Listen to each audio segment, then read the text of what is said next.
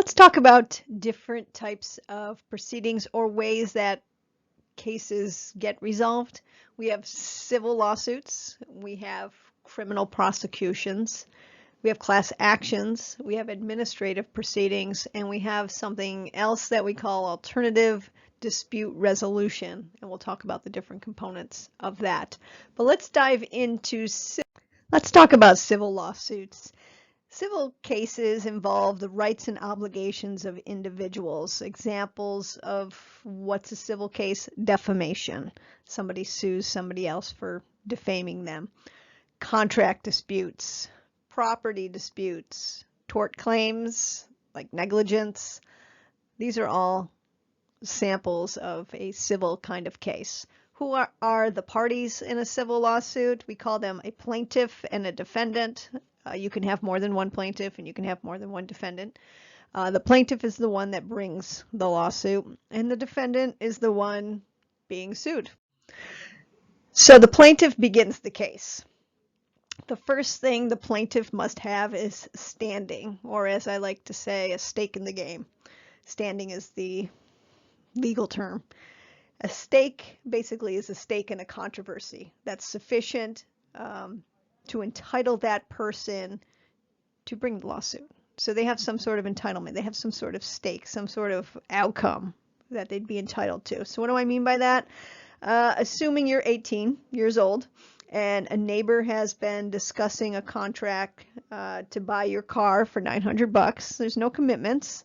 I hear about this deal and I say, I'll give you $1,000 for your car, and you enter into the contract with me. And I agree to buy your car for $1,000. We agree to meet 4 p.m. in my office today. You show up with your car keys and title ready to get paid, and I say, nope, I changed my mind, and I refuse to go along with the deal. And you're bummed, and you go home, and you tell your mother. And your mom's mad, and she tells you to sue me, because that's a contract. And you're like, oh no, it's my teacher. She'll give me a bad grade. It's not a big deal. I'll go back to the neighbor. Your mom won't let it go, and she sues me for breach of contract. And the question is, can she do that? And the answer is no, because she doesn't have a stake in the game. She has to be the one who suffered the harm or stands to lose there. And that's you, not your mom. So she could not bring the case. So how to bring a case? You don't just show up and say, here I am with a case. The plaintiff has to actually file a document. We call that a complaint or a pleading. And in that written complaint or pleading, it has to state the allegations or a statement of fact per the plaintiff. Basically, why am I bringing the case? We call this legal theory or cause of action. What did the defendant do to the plaintiff? Ran into my car and caused damages. Was drinking too much at his backyard party and his barbecue grill exploded and burnt out my fence. And now I don't have a fence, so I'm going to pay for my fence. So, plaintiff, cause of action. What did the defendant do? And number two, the plaintiff has to say what they want. What do they want? And generally, at common law, what do they want? They want money. And if it's an equity kind of case, I want the defendant to sell me their property. We might be looking for a specific performance or a court order ordering somebody to do something. But two things have to be in that pleading. Legal theory or cause of action, and what the plaintiff wants. So what happens next? Well, the defendant is served with that complaint. That's how the defendant knows that they are being sued. And service is pretty lenient. Yeah, in New York State, somebody who's over the age of 18 and not a party to the case can serve somebody with legal papers. So the defendant is served with the complaint. Defendant is allowed time to respond, or what they would do is they have to create a written response, and that could be an answer. I deny everything that the plaintiff has said here. Or the defendant could file a case against the plaintiff. Yes, that happened, but that wouldn't have happened but for the plaintiff. So the plaintiff owes me, not the other way around. So the defendant can file an answer, file a counterclaim. So once that is done, The court will hold conferences. The court keeps cases on a track so they don't get lost in the shuffle of other cases. The court holds conferences in hopes that the parties can resolve the case or have a settlement. There's this process that we call the discovery process. It's the fancy term. This is where the parties trade the information that they have that's relevant to the case. Technically, the information they're going to use to prove their side of the case. They have to share that information. So there's a process for that takes place. So all of that is going on while the court is holding conferences.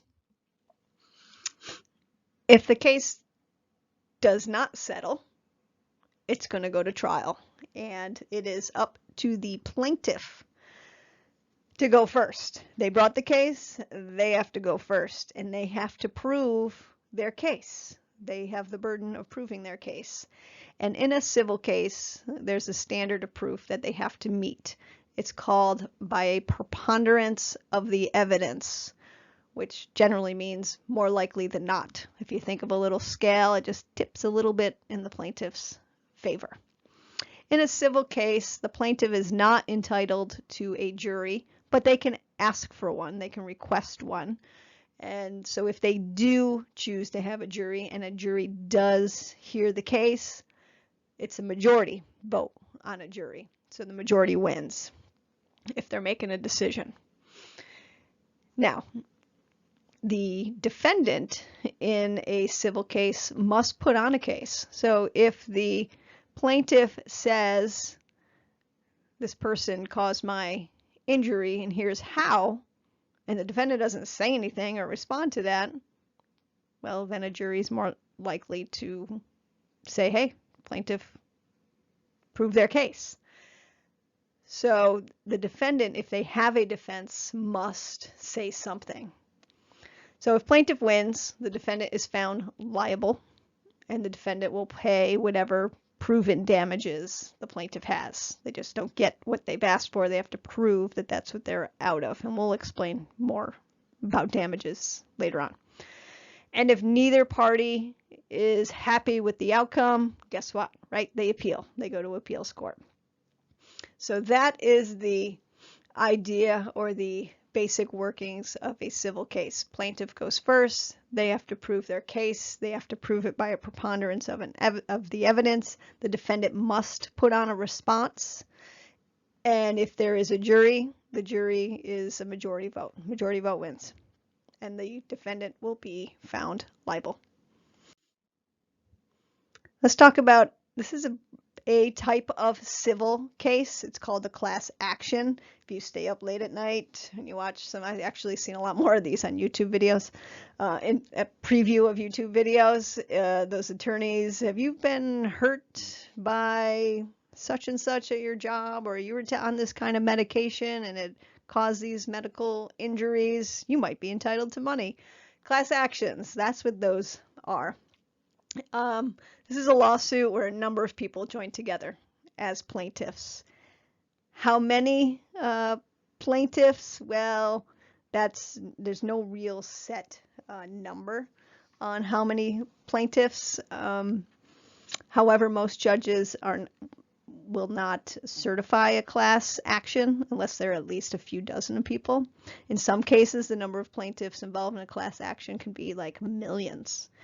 I think Facebook recently had a huge class action for violating users' privacy rights, which would be a contractual issue. You see a lot of it in personal injury or abuse cases. But nonetheless, courts, the most aim for 40. Most aim for 40, but there has been some as low as 20 to certify the case. How many does an attorney want on a case?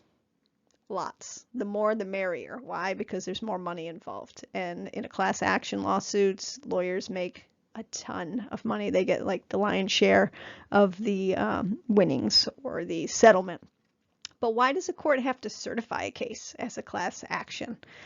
What it does is it ensures that the plaintiffs have enough similarities between them to proceed against one defendant as one big case versus like a bunch of little cases against the defendant that can be very cumbersome. It's better to kind of have If you have a big case that can ultimately result in a class action, it's better to have all of the plaintiffs all together than one defendant fighting all these individual little cases. But the court must certify that all of the plaintiffs are similar in nature to pursue this defendant.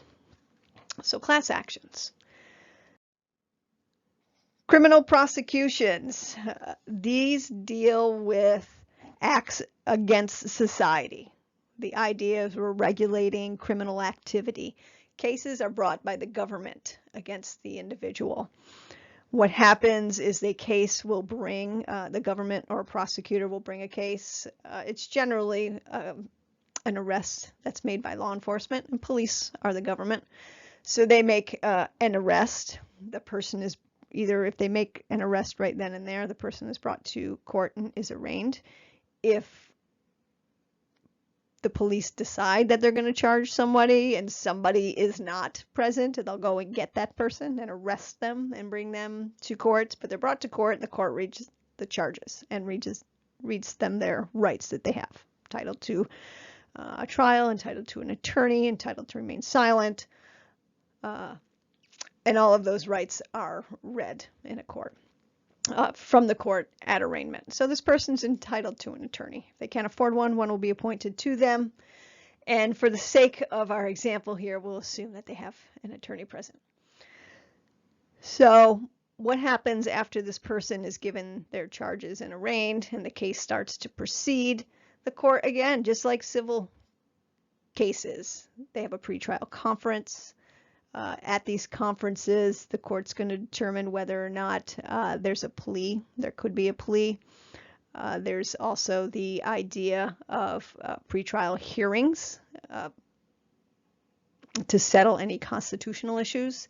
And again, we have another, just like civil cases, we have a discovery process. This is where generally it's the prosecution that has most of the evidence, but sometimes the defendant has some too. But they share what they have or what they're going to use in court, especially the prosecutor. The prosecutor must turn over all of their evidence to a defendant, the evidence they intend to use in court. So let's say the case does not resolve by a plea negotiation or a plea deal or settlement. The government has to go first. The government has to prove this case. Now, I highlighted beyond a reasonable doubt because this is a huge difference from civil cases to criminal cases. The government must prove a case beyond a reasonable doubt. That means more doubt than not. It's a very high scale. And under our Constitution, our defendant is presumed innocent until proven guilty, which means they don't have to put on a case. The prosecution has to prove it all. So that is a very big distinction between civil cases and criminal cases. The burden of proof is a lot higher in the criminal case, and the defendant does not have to put on a case.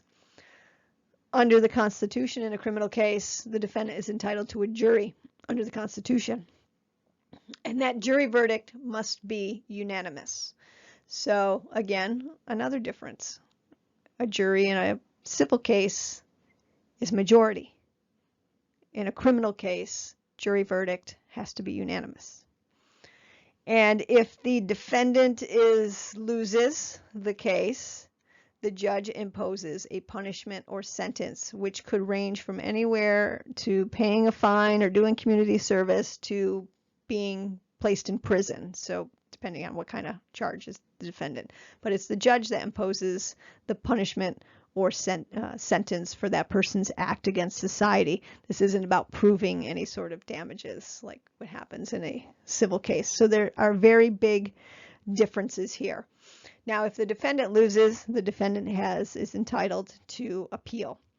If the defendant wins, and we always say that the prosecution loses, but the prosecution does not get appellate rights in a criminal case. They get one bite at the apple. If you can't prove the defendant guilty beyond a reasonable doubt, you can't go and complain to the appellate court. Only the defendant has that right in a criminal case. So that is our civil cases and our criminal cases and our class action cases. I wanted to give one quick example or distinction between our civil cases and our criminal cases before I get to the other proceedings. And that is, everyone's familiar with the O.J. Simpson case. I mean, it happened in the early 90s. You might be familiar with it. You may have been around in the 1990s, or you may have seen the Netflix series or at least heard about the particular case. But O.J. Simpson had a criminal case, criminal charges filed against him for allegedly killing his estranged wife, Nicole Brown Simpson, and her friend Ronald Goldman. And he was prosecuted. He had several attorneys. The trial went on for 366 days, and he was found not guilty. Additionally, a civil case was brought against O.J. Simpson for the wrongful death, which is a tort case, wrongful death of those two individuals. And in that civil proceeding, O.J. Simpson lost. And think about the differences between the two that can result in a win on one hand and a loss on the other. We have the same case, same circumstances. We have civil court, we have civil lawsuit, criminal prosecution. Big differences. That burden of proof, a lot higher in a criminal case than it is in a civil case.